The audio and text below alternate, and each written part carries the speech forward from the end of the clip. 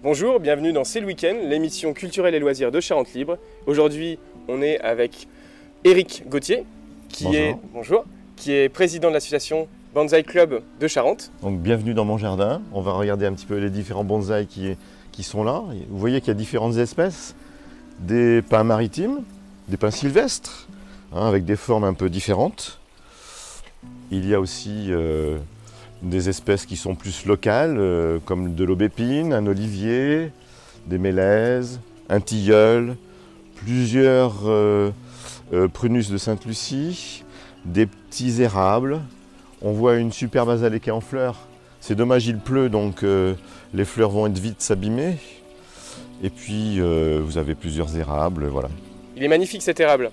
Oui, c'est un très bel érable que j'ai en ma possession depuis quelques années et qui a été sélectionné dans une exposition nationale et qui a fait une exposition européenne en Allemagne il y a 3 ans maintenant. Donc c'est le plus bel arbre que j'ai. C'est une transmission, c'est-à-dire c'est un arbre que j'ai acheté, qu'un autre bonsaïka s'était occupé pendant plusieurs années, qui lui-même avait récupéré chez un marchand et moi je le transmettrai plus tard à un autre passionné qui continuera à faire vivre et progresser cet arbre.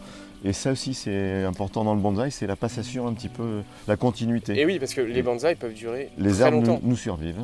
Ah oui, il y a des arbres qui sont plusieurs fois centenaires au Japon, donc nous ne sommes que de passage, les arbres restent.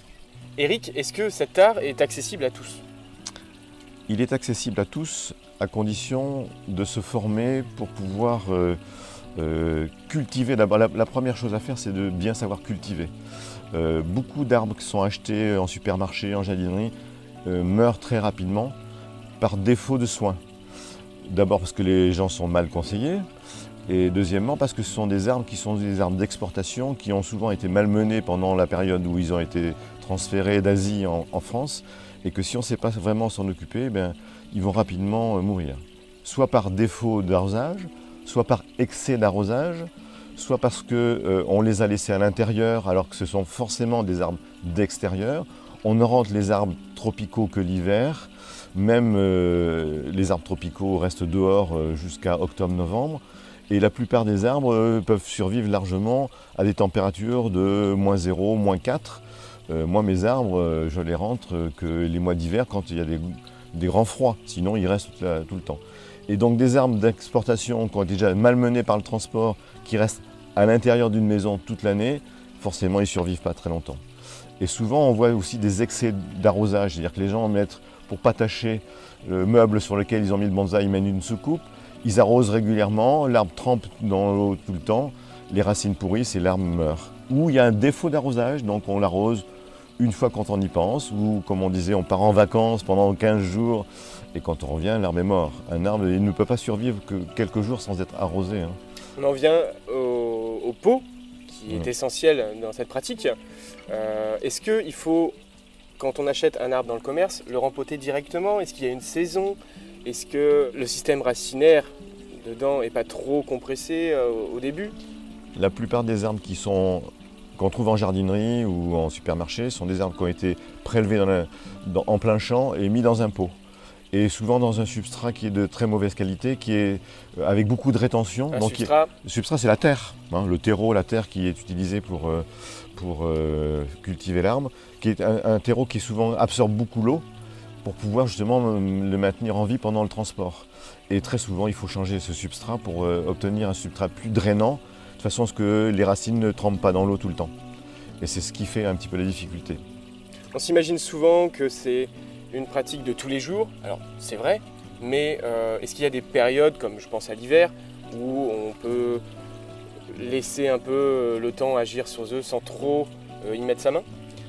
Chaque saison a son utilité. L'été, c'est un peu la période de contemplation, c'est la période où on peut les admirer. À l'automne, c'est la période où on peut commencer les rempotages, qu'on peut commencer à les travailler. L'hiver, c'est souvent la période de la taille et des rempotages et de la mise en forme. Et le printemps, c'est la période de la pousse, où là, il faut être vraiment très attentif. savoir mettre de l'engrais au bon moment. Voilà, il y a tout un travail qui correspond à des saisons différentes. Mais la période la plus agréable, c'est la période qui arrive maintenant, où l'arbre a fini sa croissance et on peut les admirer. C'est là où ils sont les plus jolis. Et donc c'est à ça que vous, votre club, peut aider les novices Tout à fait. à leur donner tous ces petits conseils-là, Voilà, tout à fait. pour débuter. C'est vraiment un apprentissage à la fois de la culture, puis ensuite de l'esthétique de l'arbre, parce qu'on a parlé beaucoup de culture, mais un arbre, ça a une forme, et ça ne s'invente pas. Hein, donc il faut savoir, pour maintenir cette forme, il y a des techniques, la ligature, la taille, et le club est là pour apprendre aux gens et à cultiver et à magnifier leurs arbres. D'autant plus que depuis que la pratique est arrivée au Japon, elle a été très codifiée. Tout à fait. Les formes sont très codifiées et les Japonais sont vraiment au summum de leur art par rapport à ça. Ils nous le transmettent et nous on essaie aussi de le transmettre aux amateurs. Et donc justement, on parlait de transmission. Tout à fait. Je vous propose d'aller voir votre vice-président Daniel, qui nous attend et qui va nous parler un peu de ce qui va se passer ce week-end. De l'exposition de ce week-end, tout à fait. Donc Daniel, vous êtes vice-président du club du bonsaï de la Charente. Du club du bonsaï de la Charente, exactement. Oui. Et vous allez organiser bientôt... ce week-end là. Ce week-end, effectivement. Le 16 et le 10, oui, 15 et 16, pardon. L'exposition donc annuelle du club. Et le club existe depuis 1989, donc on en est à la 30e, parce qu'au début on faisait ça que tous les 2 ans. Donc depuis on est passé à tous les ans. Mais je ne saurais pas dire le compte exact dans la mesure où on a changé nos habitudes, effectivement. Vous allez accueillir pas que des Charentais, je suppose? Non, parce que dans ces cas-là, on invite aussi les clubs régionaux, de Bordeaux particulièrement, de Limoges ou de Poitiers, et qui viennent nous voir pour le plaisir de nous voir. Comme nous on fait des échanges, effectivement, interclubs. Vous attendez combien d'arbres ce week-end? Il est prévu d'en exposer au moins 35. 35 avec combien d'espèces différentes, vous savez à peu près alors les espèces différentes, je ne saurais vous dire. Il faudra venir voir. Voilà, il faut venir nous voir simplement. D'accord, très bien. Daniel, ce week-end, c'est où? Ça se passe comment? Alors ce week-end, l'exposition a lieu à la salle polyvalente de Puy-Moyen. Ça sera ouvert de 10h à 18h. L'entrée est gratuite pour tout le monde. Par contre, il y a une tombola à 2 € le ticket pour gagner des produits de notre club, quoi. Des poteries, des plantes d'accompagnement, on a aussi des revues, et c'est donc ouvert à tout le monde. Est-ce que vous avez des ateliers peut-être avec des amateurs éclairés qui peuvent aider les autres? C'est le but, en même temps on reçoit les visiteurs, mais en même temps ils peuvent venir avec un arbre et on leur montrera ce qu'il y a à faire. Quelquefois ça nous arrive d'avoir des petites surprises. Un monsieur est arrivé un jour avec un arbre dans son emballage, il nous a dit « qu'est-ce que je peux en faire ?» On a simplement répondu « mettre à la poubelle » parce qu'il était mort. Il n'avait pas sorti de son emballage de Auchan.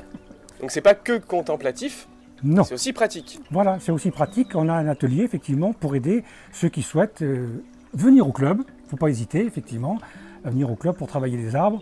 Mais c'est en même temps aussi pour donner des conseils sur ceux qui veulent absolument le travailler chez eux simplement. Et aujourd'hui, vous êtes combien dans l'association? Alors l'association varie d'une année sur l'autre, c'est entre 25 et 30 personnes, mais actuellement on doit être 27. Est-ce qu'il n'y a que des amateurs dans cette association? Oui, il n'y a pas de professionnels, sauf pour l'exposition où nous invitons des professionnels pour les poteries, pour les arbres, pour les tablettes, tout ce qui peut être le besoin pour l'exposition en fin de compte. Très bien, merci beaucoup. Merci. Merci à tous d'avoir suivi l'émission C'est le week-end. Moi je vais rester ici en compagnie de ce magnifique pin sylvestre. Et puis je vous propose de nous retrouver la semaine prochaine.